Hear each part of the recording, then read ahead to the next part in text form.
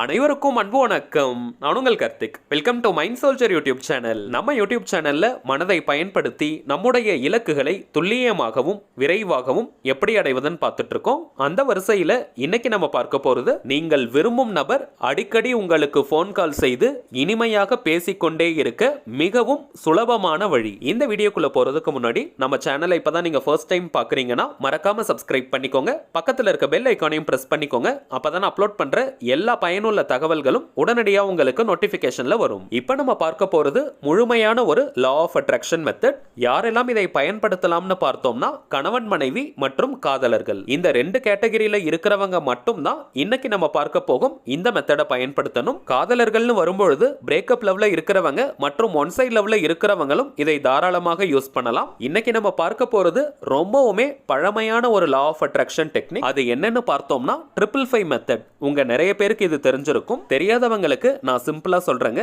இந்த 555 மெத்தட் அப்படின்றது ஒரு நேர்மறையான வாக்கியத்தை நம்ம எடுத்துக்கணும். அதாவது ஒரு அஃபர்மேஷன் சென்டென்ஸ் அல்லது ஸ்விட்ச் வேர்டை கூட நம்ம யூஸ் பண்ணிக்கலாம், அல்லது ஏஞ்சல் நம்பரை கூட இதுல பயன்படுத்திக்கலாம். ஒரு நாளைக்கு 55 முறைகள்னு 55 டைம்ஸ்னு 5 நாட்களுக்கு தொடர்ந்து நம்ம எழுதணும். இந்த மெத்தட்ல எந்த ஒரு இடைவெளியும் நம்ம எடுக்க கூடாது.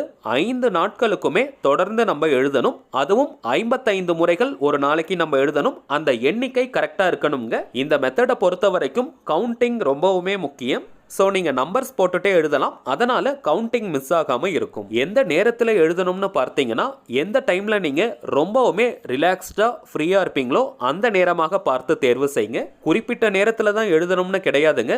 உங்களுடைய மனம் அமைதியாக நிம்மதியாக இருக்கக்கூடிய நேரமாக பார்த்து நீங்கள் எழுதணும். 55 முறைகள் எழுதணுன்றதுக்காக ரொம்ப வேக வேகமாக எழுதக்கூடாதுங்க.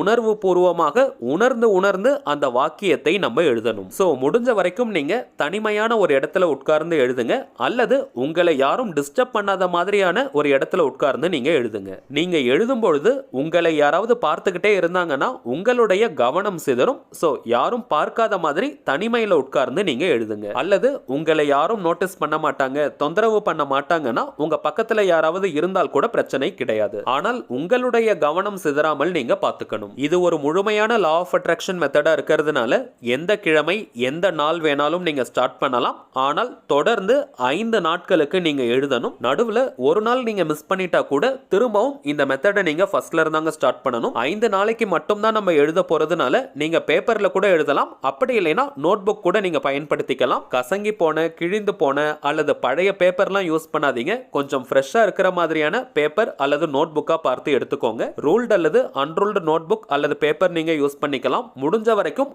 அன்ரூல்டு, அதாவது கோடு போடாத நோட்புக் அல்லது பேப்பரை நீங்க பயன்படுத்துங்க. அதுல ஒரு நல்ல எனர்ஜி மற்றும் ஃப்ரெஷ்னஸ் நமக்கு கிடைக்கும். பெட்டர் நீங்க A4 ஷீட் மாதிரியான பேப்பர்களா பார்த்து பயன்படுத்துங்க.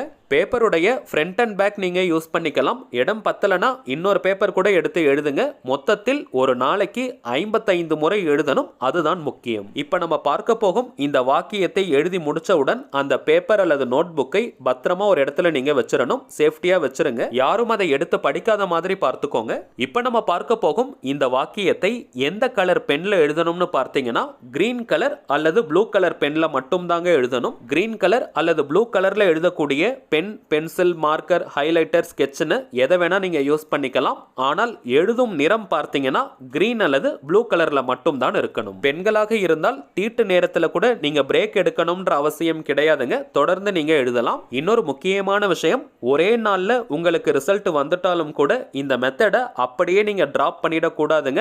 5 நாட்களுக்கு நீங்க கம்ப்ளீட் பண்ணணும். இன்னைக்கு நம்ம விரும்பிய நபர் கிட்ட இருந்து அடிக்கடி போன் கால் வருவதற்கான அஃபர்மேஷன் வாக்கியத்தை பயன்படுத்த போறோம். அதாவது நேர்மறையான ஒரு வாக்கியத்தை நம்ம யூஸ் பண்ண போறோம். இந்த வாக்கியத்தை இங்கிலீஷ்ல நான் உங்களுக்கு கொடுத்திருக்கேங்க. அதை நீங்க இங்கிலீஷ்லயும் எழுதலாம், அல்லது தமிழ்ல, அல்லது உங்களுக்கு எந்த லாங்குவேஜ்ல எழுதுனா உணர்வு பூர்வமா இருக்குமோ அந்த லாங்குவேஜ்ல நீங்க எழுதுங்க. சரி, வாங்க அந்த வாக்கியம் என்னன்றத பார்க்கலாம். நம்ம டிஸ்பிளேல கூட தெரியுது பாருங்க. Everyday I am getting more sweet and lovable call from x. இந்த வாக்கியத்துல எக்ஸ்னு இருக்கக்கூடிய இடத்திற்கு பதிலாக நீங்கள் விரும்பும் அந்த குறிப்பிட்ட நபருடைய பெயரை எழுதணும். உதாரணத்திற்கு அந்த குறிப்பிட்ட நபருடைய பெயர் ராஜான்னு இருந்ததுன்னா, everyday I am getting more sweet and lovable call from Raja. அவங்களுடைய பெயர் ராணின்னு இருந்ததுன்னா, everyday I am getting more sweet and lovable call from Rani. அவ்வளவுதாங்க. ரொம்பவுமே எளிமையான அதே நேரத்தில் நேர்மறையான வாக்கியம் இது.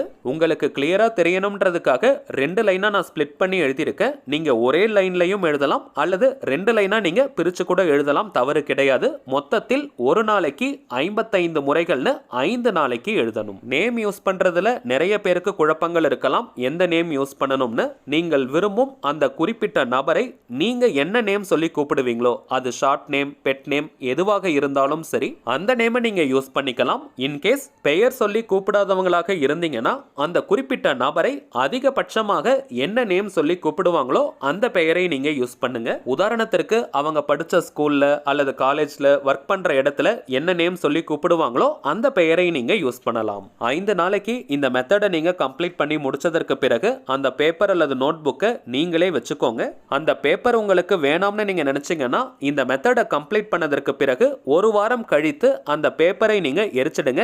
எந்த கிழமை எந்த நாள் வேணாலும் அதை நீங்க எரிக்கலாம். இந்த மெத்தட் உங்களுக்கு சீக்கிரமா ரிசல்ட் கொடுக்கணும்னா ஃபாலோ பண்ண வேண்டிய சில முக்கியமான விஷயங்கள். யாருக்காக இந்த மெத்தடை நீங்க யூஸ் பண்றீங்களோ அந்த குறிப்பிட்ட நபருக்கு இப்படி ஒரு டெக்னிக்கை நீங்க ஃபாலோ பண்றது எப்பவுமே தெரியக்கூடாது. இன்கேஸ் அவங்க கிட்ட இருந்து ஃபோன் கால் வந்ததற்கு பிறகும் கூட இந்த மாதிரி ஒரு மெத்தடை நீங்க யூஸ் பண்ணதை அவங்க கிட்ட ஷேர் பண்ணாதீங்க. அடுத்ததாக இந்த மெத்தட் நீங்க ஃபாலோ பண்ற நேரத்துல அந்த குறிப்பிட்ட நபர் உங்களுக்கு ஃபோன் பண்ண ட்ரை பண்றாங்களான்னு அவங்கள நீங்க மானிட்டர் பண்ணிக்கிட்டே இருக்காதீங்க. இந்த டெக்னிக்கை ஃபாலோ பண்றது மட்டும் தாங்க நம்முடைய வேலை. மற்றதை இந்த பிரபஞ்சம் பார்த்து கொள்ளும். சோ அடிக்கடி மொபைல் எடுத்து அவங்க கிட்ட இருந்து கால் வந்திருக்கா அல்லது அவங்க ஆன்லைன்ல இருக்காங்களான்னு அவங்களுடைய ஸ்டேட்டஸை நீங்க செக் பண்ணிக்கிட்டே இருக்காதீங்க.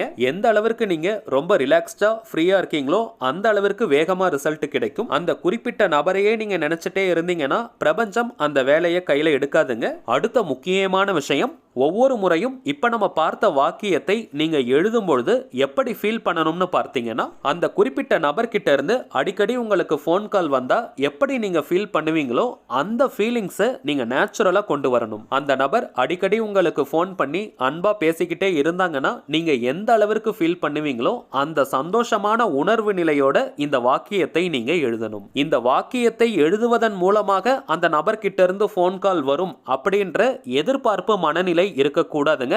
ஆல்ரெடி அந்த நபர் உங்களுக்கு ஃபோன் பண்ணிக்கிட்டே இருக்காங்கன்ற அந்த உணர்வு நிலையை நீங்க வெளிப்படுத்தணும். இதுதாங்க ரொம்பவுமே முக்கியமான சூட்சமம் மற்றும் ரகசியம். இந்த டெக்னிக் யூஸ் பண்ற நேரத்தை தவிர்த்து மற்ற நேரங்கள்ல உங்களுக்கு சந்தோஷம் தரக்கூடிய வேறு பக்கம் நீங்க கவனத்தை திருப்பணும். உங்களுக்கு சந்தோஷம் தரக்கூடிய மற்ற விஷயங்கள் எதுவோ அதன் மீது நீங்க கவனத்தை திருப்பணும். எந்த அளவிற்கு நீங்க உற்சாகமா சந்தோஷமா ஃபீல் பண்ணிக்கிட்டே இருக்கீங்களோ அந்த அளவிற்கு மின்னல் வேகத்துல உங்களுக்கு ரிசல்ட் கிடைக்கும். சோ இப்போ நம்ம பார்த்த விஷயங்களை கரெக்டா நீங்க ஃபாலோ பண்ணுங்க.